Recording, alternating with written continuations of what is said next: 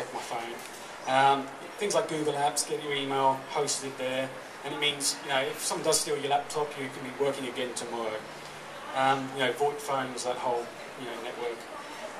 One of the great things about Australia as well is if you've got a product where you can sell it in Brisbane as well as Perth, and being able to do that over such a great distance, if you do looking at the US market, they'll really you know, see that as a good value you know, proposition. You know, working within multiple time zones, you know, all those things which the Australian market offers, where say UK doesn't. If you're going to take your business to the US and you've done all that, you know, work here, you know, you can replicate that over there. If you do have an online company and you're planning on going global with it, I would suggest going to San Francisco on the next plane.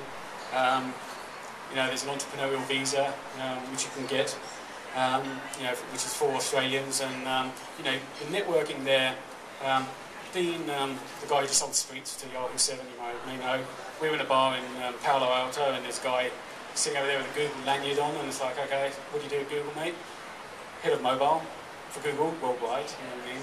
And those people, you know, they're in bars, you know, they're wanting free drinks, you know. You know, and that is, you know, if that's where your target audience is, go there, you know, make some friends. Yeah, so there's some great rides to be had. Enjoy yours.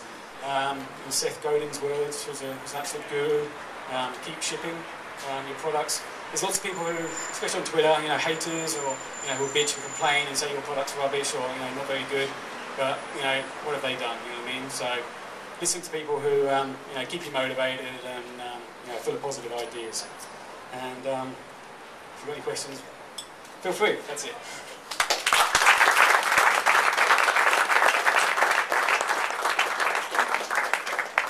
Guys, please just raise your hand if you've got a question for Chris. We've got time for you.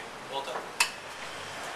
I noticed that you basically in your summary you had a list of all the reasons why, business-wise, you wouldn't start a business in Brisbane and why you should go overseas to, say, Palo Alto. But clearly there was a reason you stayed in Brisbane, so can you give us some of those reasons? Yeah, so the question is why not just go overseas, why actually do business in Brisbane? If you've got an Australian product, you know, you've got to base yourself obviously somewhere in Australia. As I said, you know, like rent, a lot cheaper here in Brisbane. You know, flights are, you know, you'll find yourself on a plane all the time. We've moved our office hours to daylight saving, so if you work at My 24/7, we work 8 till 4, i.e. 9 to 5, and because we like daylight saving, you know, I think, you know, whole Queensland should convert. You know, if you've got a 9 o'clock meeting in Sydney, you're getting on a 5 o'clock plane just to get to the airport. It's a horrible thing, you know. But Brisbane, it is laid back. You know, again, it's a lifestyle choice. Staff here, you know, for us, they're very loyal. I think you'll get that. You know, if you treat people well, you know, you can, you know, staff retention is probably higher than, you know, if there's a rat race in Sydney where, you know, people are getting poached and things all the time. So yeah, no, Brisbane does have a lot to offer. I'm not negative about Brisbane.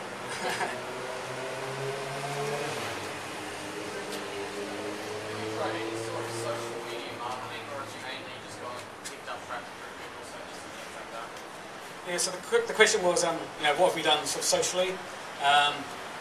So from building the Facebook app originally, that after it wasn't working, we canned it, we spent a lot of time and money on it.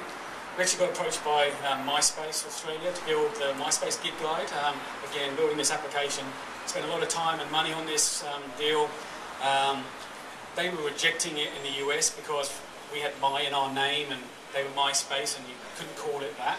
And, you know, all these crappy little things, but, you know, getting over the line and we're trying to work with all these big Goliaths, you know, and then it wouldn't work on Chrome and who was using Chrome, and we just had this feeling of what we'd gone through with Facebook was going through with MySpace.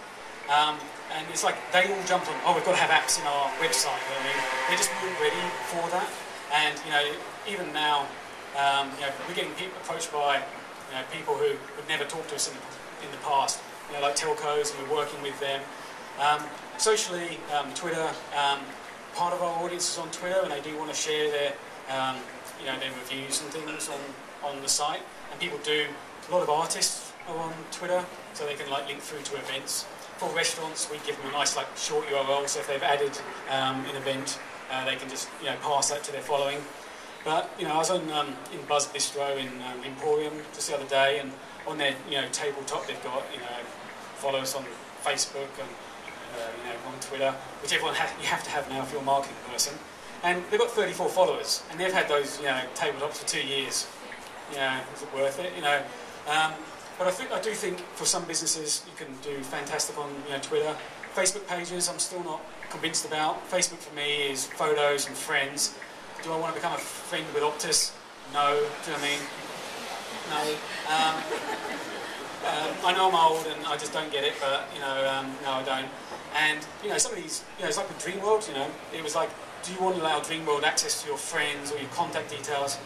No, not really. But I was wanting them into their their competition. You know what I mean? And so I think we were just talking before that Heineken I think's got 1 million now Facebook fans, or likes. Well, for Heineken on a global level, that's not actually that very good. And all you're doing when you're becoming a friend on Facebook is it just loads up with more crap that you get and you can't find and what you really use Facebook for. And same with Twitter. Foursquare obviously very jealous of their success. But what they did was they just spammed your network. I'm here. Being told that if you're my mate that you're in a bar and I'm at home and you haven't invited me to that bar, I don't want to know. Do you know what I mean? I don't find that really useful service. And but yeah, it works for some people. But using those networks, you can get to a lot of people fast if you do it right. I just did a quick search on Google for bars Brisbane, and I think you were the second result, so congratulations for that. You've probably noticed that Google Places, the maps, for a lot of searches that are local, which you probably experienced, they take up a lot of the results now. Yeah. Did you notice much of a traffic drop from that, and do you have a strategy moving forward to maybe alleviate that? Yeah, so the question is about our friends at Google, and with what Google are doing with Places, how competitive that is. The challenge with, let's say, a search for like Brisbane bars, Brisbane restaurants, Melbourne bars, a lot of venues go, you're not in the top listings because those, search results do rotate. What we actually see is the longer tail of traffic is where we get all our Google links from, and that's someone going, they've heard the House of Pain playing in Brisbane, and they type that into Google, and then the My 24/7 event for House of Pain in Brisbane will come up. And so for a lot of venues, because Google comes to our site every 48 hours, they add an event to us. It's a lot faster and gets indexed quicker through those search engines. So we get the long tail, a lot of those small results. I did get a phone call a couple of years ago from someone from Google saying, we want you to supply us with Google Local database for free. And I know you're Google, and however, what you say jump, we'll jump how high. And because we were paying for Google AdWords at that time, probably about $5,000 a month at the time, and he was saying, if you supply us with a local content feed, then you will get that traffic back. And so we did set up a relationship, and to this day, we're an actual official partner with Google Local, which is now Google Places. So we supply them with all our Google content. And what was great about that was you go on Google and you search for Greystone bar, and their details come up, and a logo and a photo comes up, and I might have even taken that photo, depending on how old it is. And that data comes up, and ideally there is a link to My 24/7 on that, and you'll see with other content providers, you do have those links. However, when I first saw Android a couple of years ago, every presentation is always about pizza or restaurant deals, and they were showing this search for Sydney places, Sydney pizza restaurants. And when I saw that content, there was no link back to My 24/7. Yeah.